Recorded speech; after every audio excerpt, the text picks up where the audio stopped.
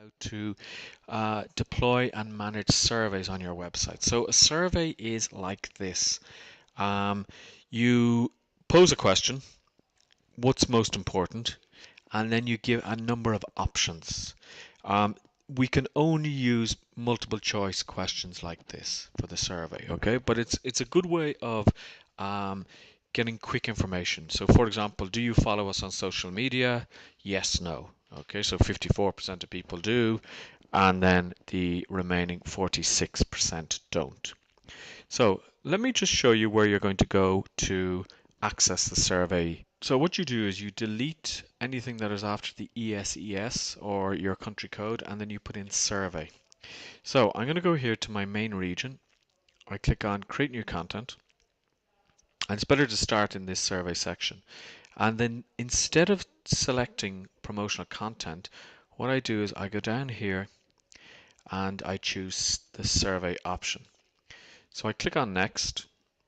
Okay, I type in the title of my survey, so I'll call this sample survey.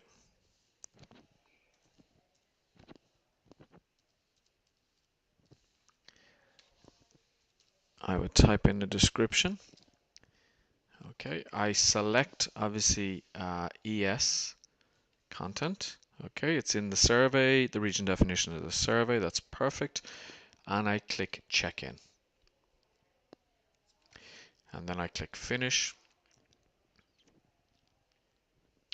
And when the page reloads, I should now have the option to edit the survey here. So let me go into main region. And here what I would do is I would put in the survey question, happiness in work is, and then I would put in up to 5 options. So I'd say money, respect. Okay, and I'll just put 2 options there, but there is up to 5. Always use just a question that just will give an answer that somebody can select, because if you say briefly describe what happiness is, you will only get these little radio buttons where you have to choose one option.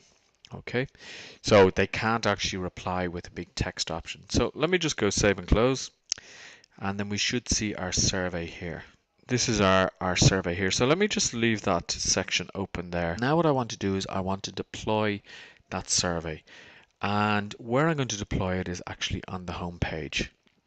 Okay, so I'm going to get rid of the current survey that's there, and I'm going to put this new one on the home page. Okay, so now that the page is loaded, I'm going to go to the lower region left, which should have my survey, my old survey. You'll see here that it says Survey Haze. So what I'm going to do is I'm going to click on this one. Let me get rid of it, and then I'll show you how to put a new one. So I click on a plus. This is imagining that we were coming from the very beginning. I double click on the row, and then what I'm going to do is I'm not actually going to put anything in here. What I am going to do is I'm going to go down to the bottom here, go to a widget, and the widget that I want to select is survey.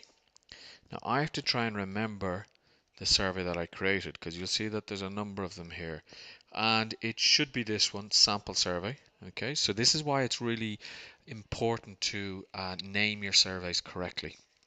And with a name that you're going to remember, because if you just put survey 1, you're not going to remember what that survey is in a couple of weeks time. So I click on update row and close, and my survey should now appear when I click save and close. And the new survey is here. So if I respond to the survey and go send, and you don't have to worry, the buttons are created automatically, it will tell me the results of the survey. Now what you want to be able to do is to go into the back end here by typing in survey admin, and then you will actually see not only what percentage each question got, but the most important thing is you'll see how many people answered the survey.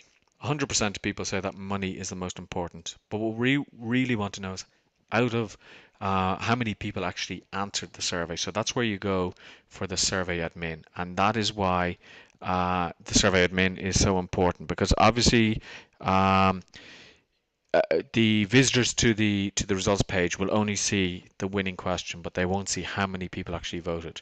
So we could say here 100% of people who voted said that money was the most important, but 100% was reached because only one person actually voted. Okay, so it can be a quick way to gather some quick market research if you want.